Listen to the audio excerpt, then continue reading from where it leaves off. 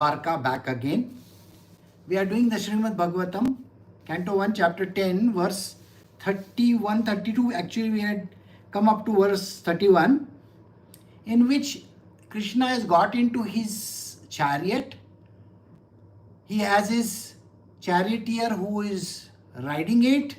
He is behind there. Arjuna is holding one umbrella on top of his head. All the people of Hastinapur are out there in the streets saying bye to him. And there are ladies standing on the balconies over there, which are, they're crying and all that. So everybody is wishing him bye, goodbye. Now, we had come till here. Today we are going to do from the next verse onwards. We are doing Srimad Bhagavatam, Canto 1, Chapter 10, verse 32. Maharaj Yudhishthir, although no one's enemy, engaged 4 divisions of defense, horse, elephant, chariot and army to accompany Lord Krishna, the enemy of the Asuras, that is the demons. The Maharaj did this because of the enemy and all sort of affection for the Lord. Now, what happens is, Shri Krishna is going alone back. His army had already left from there earlier. So now when he is going back, remember he is the king of Dwarka. And naturally there are going to be some of those remaining brigands, those who are left behind after the war, they will want to do harm. So that his entire, the chariot and all can be protected, King Yudhishthir sends his army of people ahead and around him so that nobody disturbs him on the way. So he is going towards his own homeland, that is Dwarka. So verse 33 is, I will do the rest of the verses also. Out of profound affection for Lord Krishna, the Pandavas, who were of the Kuru dynasty, accompanied him a considerable distance to see him off. They were overwhelmed with the thought of future separation. The Lord, however, persuaded them to return home, and he proceeded toward Dwarka with his dear companion. O Shaunaka, next verse. The Lord then proceeded towards Kurujangala, Panchala, Surasena, the land on the bank of the river Yamuna, Brahmavarta, Kurukshetra, Matsya, Saraswata, the province of the desert and the land of scanty waters. After crossing these provinces, he gradually reached the Sauvira and the Abhira province, and then west of there reached Dwarka at last.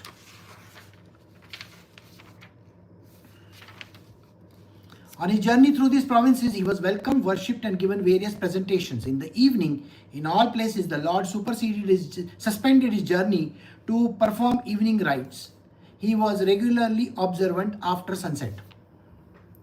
Now here there are a couple of mentions. First and foremost, Shri Krishna is going back to Dwarka. This is what you got to understand. His army, that is the army of Hastinapur, that means Yudhishthir has sent his army along with him for a certain distance, so that the enemies which are left behind, they cannot harm him. Naturally nobody can harm him, but still it is very important as a protocol, you have to accompany them. Now you have seen that even in most of the cases when the leaders of the state are going back, what happens, when they are coming, they are received at the airport. Today's day and age, this is what happens. And when they are going back, there is somebody to do a send-off. This is what it is, right? So that is what is happening.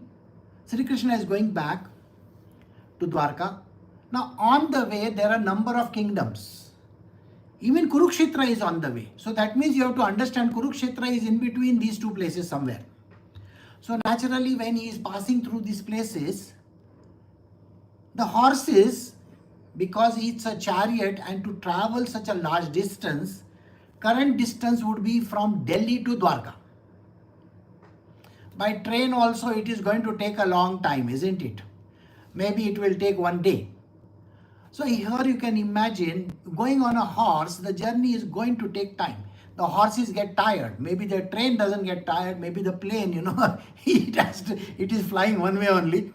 But human beings, horses and the entire entourage that is there, whoever it is there, they have to take rest for the evening, right? So what happens is they stop at sunset. So just before sunset is a period which is called the twilight. Now when the twilight happens, the horses have to be given the rest. Most important, you have to understand, there are horses. These horses have to be given rest, they have to be given food. Similarly, the human beings also take rest. The reason, now here we are in Bangalore. Now in Bangalore, why was Bangalore very important? See, the king of Mysore, this state was called the Mysore state. Okay. Now between Mysore to Bangalore, there is a distance of say approximately 120, 150 kilometers, wherever you are actually in Mysore. So naturally, when the horses are traversing so much distance, they will have to take a halt. So there are stables, there were stables in Bangalore. There's a place for the king to put up for the night and so on and so forth. And from here he would travel to other places. So whichever places. Now he has to go to Hyderabad, let us say. Or he has to go to say north. Or he has to go south, wherever. So I hope you get the point. Everywhere the king has to take a halt. Now, Shri Krishna was a very devout person also. Remember, he is God Almighty, no doubt about it.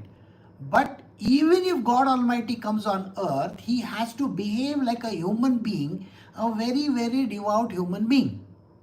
Because he has to be the best version of himself. Everybody is watching him, isn't it? He is representing the human race. Now, if the person who is representing the human race doesn't behave in a proper manner, is very bad in his behavior, it affects the entire nation. So I hope you get the point. If the leader of the country is a very mean person, speaks very bad language, and if you are going for a very big occasion, you show animosity or you show, ill will and all that, doesn't it tell you that he is representing it very badly? That is one thing. Second thing is, there are certain rites and rituals which Sri Krishna would follow. See, there are evening prayers are there. I'm sure you have heard about it. So he would definitely ensure that he is staying at one place, taking his bath and whatever that is necessary, and performing those evening spiritual rites. Now you may say, why does he have to do it?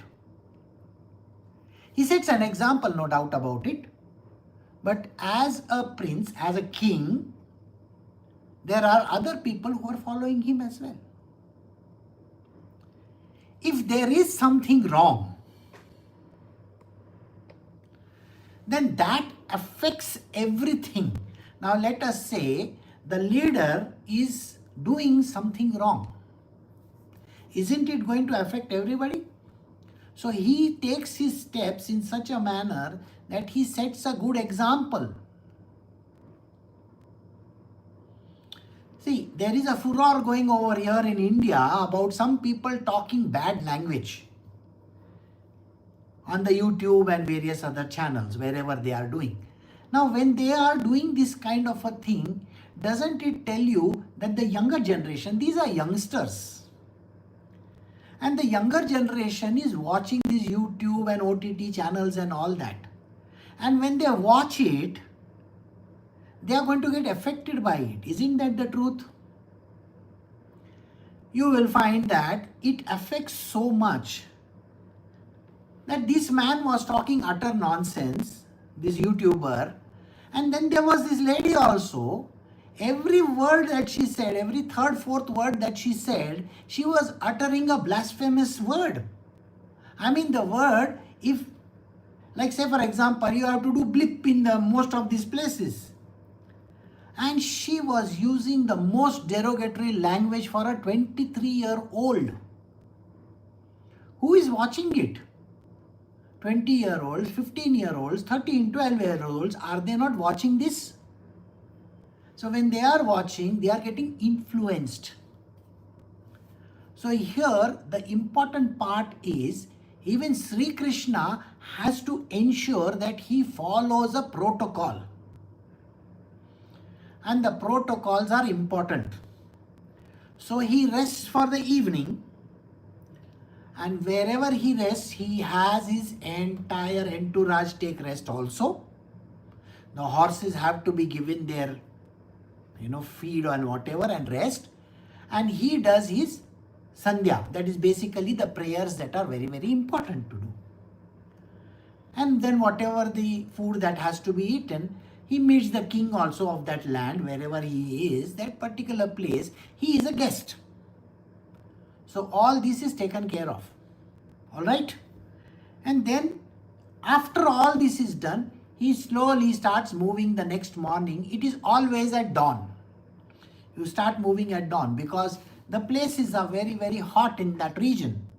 Remember, this is passing through Rajasthan and Gujarat and all those places up to Dwarka. Delhi to Dwarka, you can imagine that distance. There is a land which was completely devoid of vegetation and all that. Even today, you will find deserts are there. So he has to pass that and he has to go there. The place where his kingdom is also passes through a marshy land. Right? And when he reaches over there, we are now going to see in the next chapter how and what happens in the next chapter. So we will now start chapter 11. So we are doing Srimad Bhagavatam, Canto 1, chapter 11, Lord Krishna's entrance into Dwarka.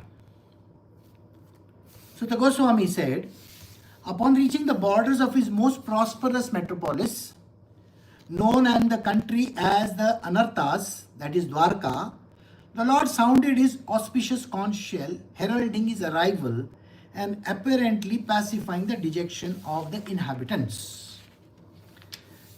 Next verse, verse 2, the white and the fat-balled conch shell, being gripped by the hand of Lord Krishna and sounded by him, appeared to be reddened by the touch of his transcendental lips.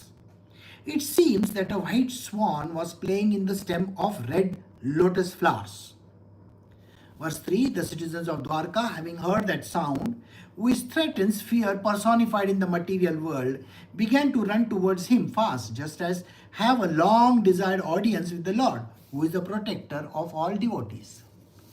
Now when Shri Krishna is entering Dwarka, now he has come to the vicinity of Dwarka, just outside the city. Now it is called as a metropolis. Why is it a metropolis? Remember, Dwarka is a land which has been reclaimed. The land had come up by his divine will, and it was a very strange land.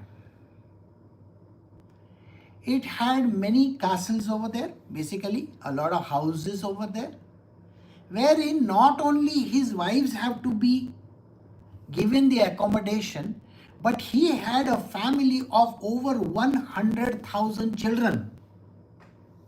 How many? 100,000 children. It's actually more than that, but I'm just rounding it off at that figure. For every wife, there were approximately X number of males and only one female. All right? That is how the ratio was.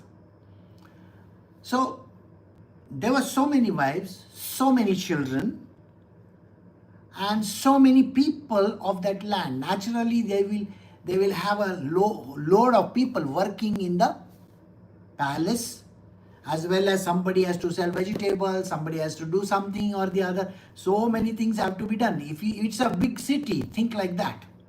So if you are staying in a big city, do you think the big city has only some houses, or does it have shops and this and that and many establishments? Naturally, isn't it?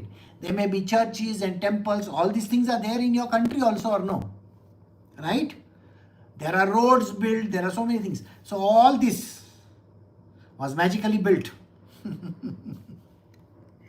And this particular place lasted for exactly 25 years only. So the whole place went down after 25 years. So Dwarka is known for this. The land came up and the land went down.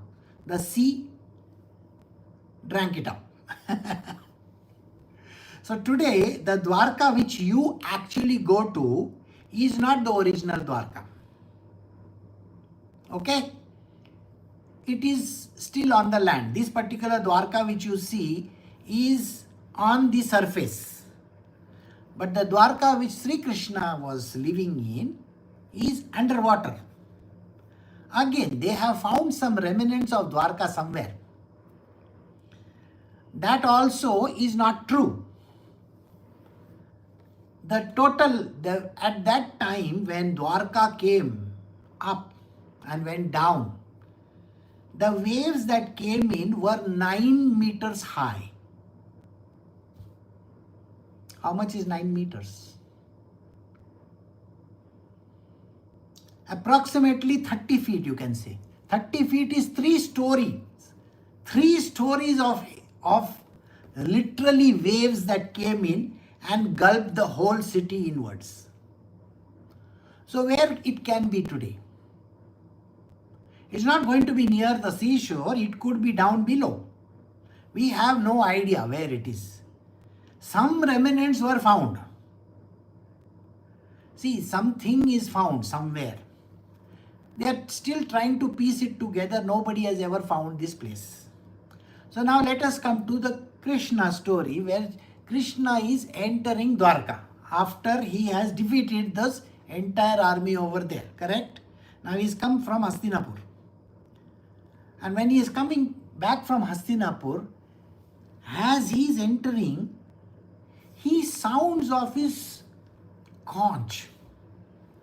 Now the conch is a very, very important instrument in the hand of Mahavishnu. I am sure you know that. Shankha Chakra. It is always Shankha first, Chakra, Gada and Padma. These are the 4 things which are always there in his hands, 4 hands. But when he is shown as 2 hands, he has got Shankha and Chakra only. So the Shankha is always there. And when he blows the Shankha over there, people come to know about it. They are expecting him, no doubt about it. They are all expecting him. Because already somebody has gone ahead. Remember, his army had already returned, correct? So they had already an idea that Sri Krishna is going to come on this date. So when he is returning back, the whole village is coming to meet him. As I said, village, it's not a village at all. It's a metropolis according to what he's saying. So everybody is coming near the pathways, the path going towards the palaces. So when they heard the sound, they were very enchanted and then they gathered over there. The citizens arrived before the Lord with their respective presentations, offering them to the fully satisfied and self-sufficient one who by his own potency incessantly supplies others. These presentations were like the offering to the lamp to the sun. Yet the citizens began to speak in ecstatic language to receive the Lord, just as wards welcome their guardian and father. Now, this is a very, very important thing. Whenever a great personality is coming, or when Sri Krishna himself is coming, he has to be welcomed like that. You will find that people will stand on the road with flowers, fruits, arti, and all those things. And when he passes from them there, they are going to do it. How many of you have seen people do arti to the sun? Or you have seen them put the water, early in the morning, you have seen a lot of people do that. Does it reach the sun? It's something which we have to do. See, understand one thing. Whenever you are going to go to a temple or pray at some places, or whenever you are doing something in your life, the first thing that you got to do is offer it to the Lord. Nobody offers it nowadays, because we have completely lost our own bearings. We don't even know that we are supposed to do like this. So our job is to offer things to the Lord. See, do you think when his chariot is passing, he is going to stop over there and he is going to take those flowers, or he is going to take the sweets or something like that? No. An offering is an offering. Even when you are standing for the prayers, you are just doing an arti over there and you are offering something over there, isn't it? So when you are offering something over there, what happens? God is not coming over there and putting his hand and eating. No, he's not. Nothing like that happens. It is an essence. It is something that needs to be done. Yesterday we were doing a very beautiful book, yesterday and day before, where there was a mention of how in olden times, how people used to live. They would first offer everything to God. Now let us say they have done a harvest. You understand what a harvest is, no? So now they have harvested some crops. What do? They can't put the whole harvest in front of God, but they will take a certain portion and they will offer it to God. Why are these harvest festivals there? You have heard of harvest festivals, isn't it? So these harvest festivals are there so that first offering is always to God. Similarly, everything that is there in your life has been given by God himself. Is it not mentioned over here? By his own potency, incessantly supplying others. So Shri Krishna is actually giving you everything. And what are you doing to it? When you get your salary also, what do? You immediately pay off all your bills. You send your children's fees. You pay your EMIs. You pay your insurance money. You take out money for your food and other items. Till today, have you ever said, this is first Krishna's offering? Has anybody done that? No. In olden times, the family members were there. The old parents were there at home. Their sons and daughters would come and offer the entire salary to the senior most member in the family. This is how it used to be. And then he will decide what money to go where. Today, before the money has come itself, you have already disbursed it off. Isn't it true? Has it ever gone to the person concerned? The one who has actually given the job to you? Nobody cares. So if you are giving 10 rupees, you will get 100. Is this what is written in the scriptures or no? When you offer 10 rupees, you will get 100. If you offer 1000 rupees, you will get 10,000 rupees. The idea is like this. So why is the offering given to God? The offering is given to God so that some amount which you have offered in the first place, you are not going to keep the entire prasad vessel over there. What you are going to do is you are going to take a little portion and not eat that thing first. First you offer it to God, isn't it? And then after showing the Naivedya offering, you take it back as a prasad. So even as a salary or the money that you may get, first you offer it to God, and the little amount that is there, we take it back as prasad. Now, why is this done? Haven't you understood this? I've explained this 100 times. Let me give you the understanding once again. What is the meaning of the word karma? Action, reaction. This you should know. Okay? If I do something, I have to get something in return. So if I go to the market, okay, and I spend 100 rupees, I have to get 100 rupees worth of potatoes and onion, whatever that is there. Correct or wrong? Now suppose I don't get 100 rupees worth. I give 100 rupee note to that person and he gives me only 20 rupees worth of things. What is it called? Cheating. That fellow is robbing you. Isn't that correct? Or when you are taking 100 rupees worth of service to a person from a person, okay, the person has swept the floor and you are giving him 100 rupees. Suppose the person has said, you give me 100 rupees, I will sweep the floor. And instead of that, you are removing 50 rupees and giving that person. Are you cheating that person? Yes. Now understand one thing. Value, worth. Value, worth.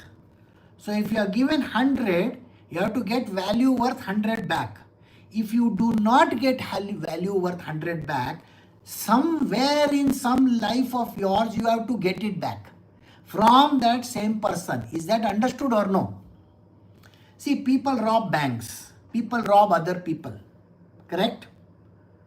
Now, karma is like this. I rob somebody of 1 crore of rupees and then that person dies. Am I able to return that money back to him? No. I am a robber. Correct? So, if I am a robber, I can't return the money back to him. Then which life of mine will I give it back to him? I will have to end up coming back again and again till I give him that money, isn't it? That is called karma. And karma is divided into 3. Your actions, please remember these words. It is your actions which is equivalent to your reactions also. What you get back in return is only to you. So suppose if I murder someone, that person is already dead. I don't get caught, let us say. I go scot-free. Is this law verified? This cannot happen. So I will have to be born in some life where that person may have to kill me. Do you get the point or no? This is called return on investment. Whatever that you have sown is what you will get it back. Karma is a very difficult subject to understand. Please remember these words. Now, anything that you do is karma. Now let me give you another story. Your boss tells you to murder someone. Now you are a gunda. You are a murderer. And somebody gives you a supari to murder someone. Your onus is only 10 to 20%. The onus is with that person. 80% to 90% is that person's onus. Did you get this understanding or no? He is a bigger culprit than you. You are just one tiny, pawn in the hand of that person. So basically, you are just performing an action for somebody else. All right? You got the whole point? But the previous action, which was like going to the market and all, was your own action, isn't it? Got it? So these are the different actions that happen. Now, when you are doing this action for somebody else, that somebody else is a bigger culprit than you. Now, I want you to understand this again, very, very simply understand this. I go and rob a bank. I don't have a boss. I go and rob a bank. I take 1 crore of rupees. And in that, I give 5 lakh rupees to one of my assistants. I give him the money. Who is the bigger chore? Me or him? Me. Correct? This is understood? But if that person has told you to do it, he is taking a bigger amount and you are doing the job, then you are a smaller fellow, that is a bigger fellow. This is understood again? So anything done by proxy means somebody else is doing it for you. You are signing a bond or something for somebody else's behalf. Okay, so the onus goes on that person. Why is Sri Krishna telling you constantly, first you give me the money, first you give me the prasad, first you give me this, first you give me that? He is a very benevolent God. Can you understand? When you are earning the money also, you have done a lot of wrong things. And when you offer entirely to him, and he gives you something in return, the sin associated with it, the karma associated with it is lessened. Because he is now the boss. You are just a pawn. So tomorrow don't go and murder someone and say, Krishna, you told me to do it. Okay, this is not the right thing to do. Because this is what people are doing in this world. In the name of God, they are going and killing somebody. You know that, no? All the world is in a topsy-turvy condition because of this. Some people are taking help of some scriptures and something like that and doing something wrong in this world. That is not a done thing. No. Don't misuse the scriptures. This is out of your goodness, you are giving your money to him. So here, the citizens arrived before the Lord and their respective presentations, offering them to the fully satisfied and self-sufficient one. Why will Krishna want to take anything from you? He's a fully satisfied person. He doesn't need your money. He doesn't need anything from you. He doesn't need your sweets also. He doesn't need your fruits also. What he needs, you think he needs anything? He's a fully satisfied person. And he is the one who is giving it to you, no? What makes you think that you are earning something? First and foremost, your breath is also not yours. You are kept alive by him only. Your everyday food is coming because of him. If you are working, your husband is working, your wife is working, is all because of him only. Don't think that they are doing some great favor by working. Sorry, boss. It is by the grace of Shri Krishna only that you have got this job. It's by the grace of Shri Krishna only you have got the money. It's by the grace of Shri Krishna only you have got this life of yours. It's by the grace of Shri Krishna only you have got this house and car and whatever that you are having. So offering him something is important. In your offering, he is not going to do anything. He is not even going to ask you for it. But it is important to offer him. So, these presentations were like offering a lamp to the sun. So think about it. You are showing a lamp to the sun. Just now only I was telling you, when you are putting water or you are showing the lamp and you are doing arti to the sun, what arti is going to be there? So that sun itself is so powerful and yet you are doing the arti. It is important to do it. It is you have to show your goodness. You have to acknowledge Sri Krishna. You have to acknowledge who is the one who is giving you these things. It's not so simple as it looks. Okay. So yet the citizens began to speak in an ecstatic language to receive the Lord just as wards welcome their guardians and father. So he is like a father and a guardian to the whole city of Dwarka. So naturally everybody has come to see him and everybody is giving, offering something to him and all that. The citizens said, O Lord, you are worshipped by all demigods like Brahma, the four sanas, and even the kings of heaven. You are the ultimate rest of those who are really aspiring to achieve the highest benefit of life. Your supreme transcendental Lord, the inevitable time cannot exert his influence upon you. Verse 7, O creator of the universe, you are our mother, well-wisher, Lord, Father, spiritual master and worshipable deity. By following in your footsteps, you have become successful in every respect. We pray therefore that you continue to bless us your mercy. So here the entire Janta, that is Janta Janardhan over there, everybody who is over there, all the people over there are praying to him and saying, thank you very much for giving us this wonderful life. See, we are never thankful to God. We are always thinking that I am living this life, I am living this life, I am living this life. No, you are not living this life. You don't understand. You are being made to live this life. Okay? There is a higher power over there. And that higher power is directing everything.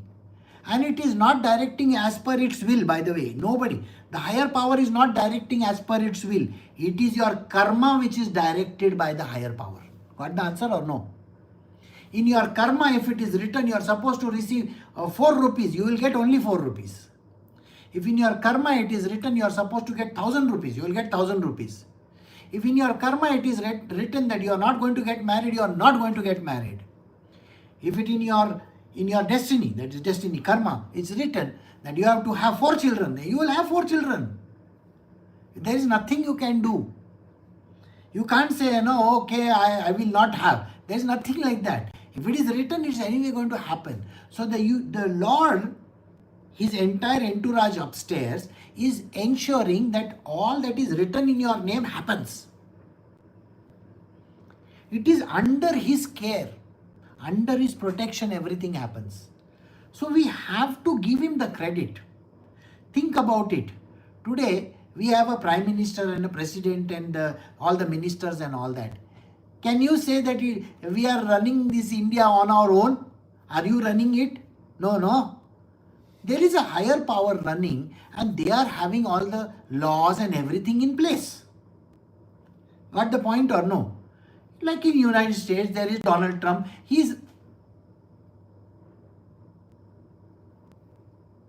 There is some sparking, is it? No. So, in the United States, there is Donald Trump, okay? Things are happening, whatever that he is doing, he is the leader of the country. Under his aegis, everything is happening. So, he is also the one who is representing, isn't it? Now, you will find that for the AI conference, he sent his vice president over there. Did you see that? So, you have to send your representatives. If you are not in a position to go, somebody else has to represent you. Very important like that. And that person has to be important. So, think like that. So, in a similar manner, the Divine Lord is taking care through its own agency. The agency is called Prakriti. Prakriti is the mother of all the things that are happening in this world. And the illusory power that is there is called Maya. Prakriti is the mother and Maya is the illusory power. These two things we got to understand. And everything happens by the Lord's will alone. And it gets played out as per your karma. This is 4 things we got to understand. Don't go into any other things. So God is not going to be responsible for you. He's not saying, okay, this person should suffer. He's not saying anything like that. It is your karma which is making you suffer. He is not saying, isko suffer karna. This person has to be put in jail, has to be done. No. Yeah, as per the karmic law only, everything is happening. I hope you get the point. So that is the reason why we have to behave in a manner which is good for us, so that our future lives will be better. Isn't that why we are here today? Alright? So he is the father, he is the mother, he is everything, and he is the worshipable deity. We all worship him. Okay? And we have to follow his footsteps. See, he does something. Whatever he does, that good stuff only we are supposed to follow. Okay? Right? Otherwise, tomorrow I will say, he got married so many times. I will also get married. Boss, first and foremost, you don't have the capacity. Don't talk nonsense. Okay? Alright? If somebody, rich person does something, don't try to emulate that person. Do you have the capacity to do that? No. So don't bother about that. If Ambani is doing something, doesn't mean that you are Ambani, no? Got the point or no? So it's like that. So only that which you can possibly do, that you have to do. And only the good stuff, not the bad ones. Okay? We pray therefore that you continue to bless us in your mercy. And our job is to ensure that he blesses us at all points in time. Why should we go against him? We only want the good stuff from him, isn't it? And that is what we have to ensure, that the good stuff is all that we do, always. Oh, it's our good luck that we have come again today under your protection for your presence. For your lordship rarely visits the denizens of heaven. Now it is possible for us to look into your smiling face, which is full of affectionate glances. We can now see your transcendental form full of auspiciousness. Next verse. O lotus-eyed Lord, whenever you go away to Mathura, Vrindavan or Hastinapur to meet your friends and relatives, every moment of your absence seems like a million years. O infallible one, at the time our eyes become useless, as if bereft of the sun. So here, what is being mentioned over? Who is also come to see him? All the denizens of the heavens are also there. Not just the people. All the heavenly denizens are also standing over there. See, you can't see them because they are only in their subtle form. Now you may say, Guruji, I was listening to your satsang. Okay, this is what you will say. And you may think, oh, we are just only 10-20 people over here. That's it. No, only 10 people are there. No. You are mistaken. You don't understand. The entire Brahmand is sitting over here. They have never heard this. They want to hear what I am talking about also. So they come and they listen. And when they come and they listen, you will never see them. See, earlier, now this I am facing the wall. Please understand, I am facing the wall just now. But earlier, I would sit on a chair and a table in one end. Okay? And there were 20 people in front of me. There are lots of people sitting in front of me. And suddenly, somewhere, somebody will say to me, Guruji, suddenly I am getting the smell of champa chameli, champaka. Where is that smell coming from? I said, I don't know. Oh my God, look at the smell that is coming over here just now. And this has happened so many times that I told them, don't bother your head about trying to find out. Because these people come and they go. They won't even tell you that they are coming and going. Guru Purnima or some of these big occasions also, suddenly you will start getting some smells and you can hear noises also. You can hear some sounds. Somebody is walking, somebody. And you really wonder, oh, what's this? Some weird thing is happening over here. Don't worry. It's nothing weird. They come to listen. They come to listen. And they listen and they go. And they offer their prayers also. And this is a part of this whole structure. Please understand this. So don't bother your head. So Guruji, you are giving satsang to only one or two people. No, boss, you don't understand this. This is what used to happen. You can talk to all my old disciples who were there. They will tell you, Guruji, sometimes we will get this smell, sometimes that smell, sometimes something is happening, sometimes something is moving. Flowers will fall down, something is going to happen. Sometimes they show up, sometimes they show up. Very weird people. Okay? They are called the denizens of heaven. They can't be seen. Rajma is asking me that day, whom are you talking to? You are looking at me or what? I said, no, I was not looking at you. There was somebody standing next to her. I was talking to that person. And she's asking me, whom are you talking to? I said, don't worry. Don't bother your head about whom I'm talking to. Somebody has come for some advice, so I have to give them. I'm not going to open my own. No. This is a very funny thing that happens. So they have come over here and they are talking about all these things. They are saying, Krishna, we are coming here and we are seeing you for the first time coming back to Dwarka. There is a very funny line which has come over here.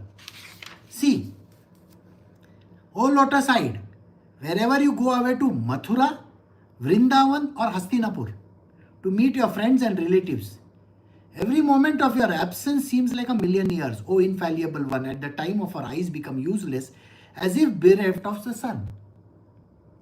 This is the first time it is mentioned that Shri Krishna would go back to Vrindavan also.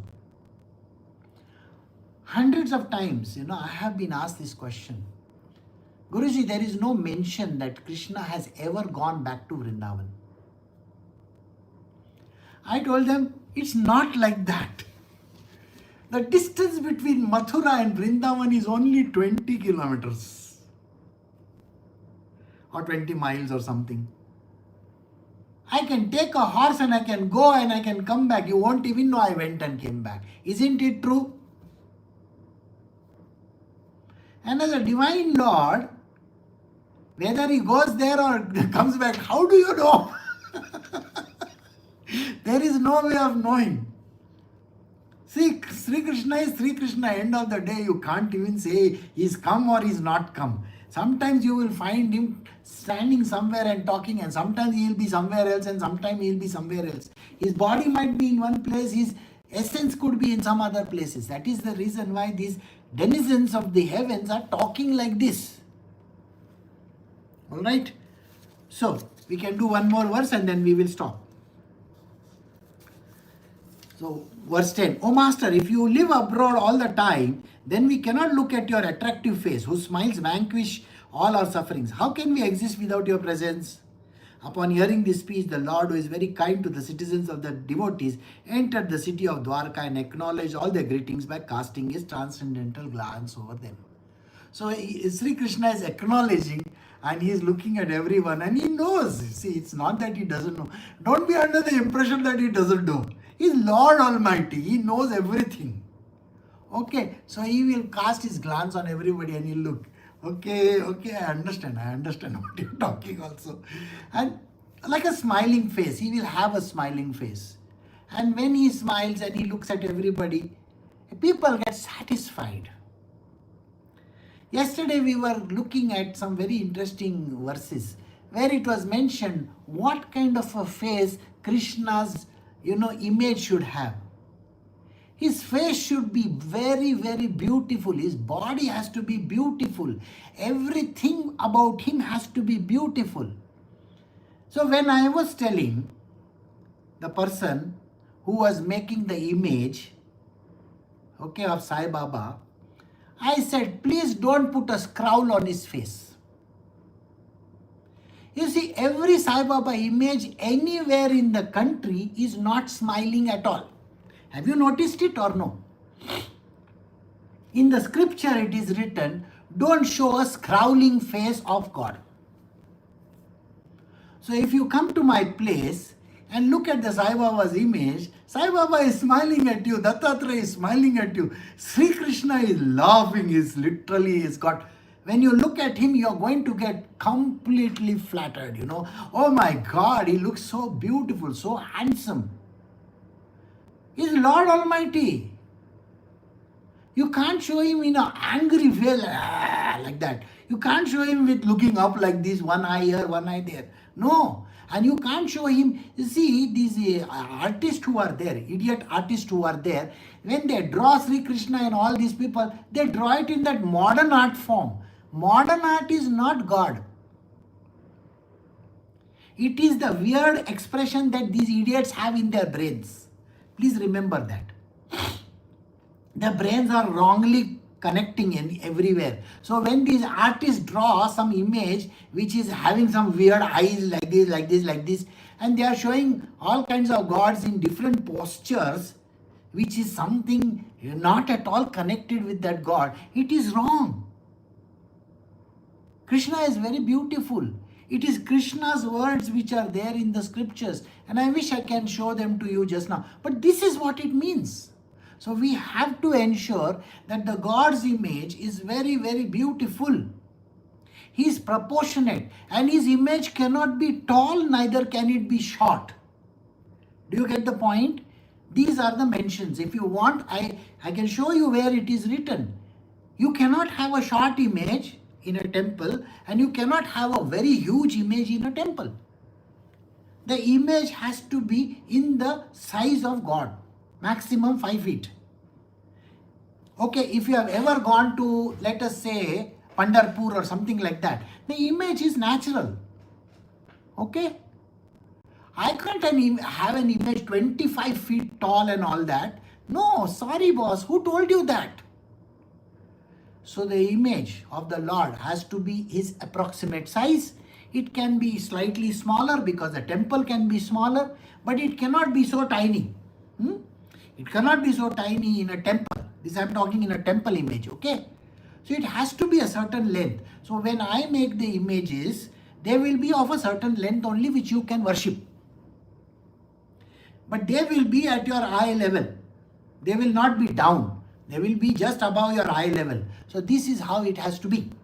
Understand all these things and then only get into it. So here everybody is praising him and everybody is happy about the whole thing. And he is giving glances all over which are transcendental glances. So we have come to the end of verse 10. We will stop over here.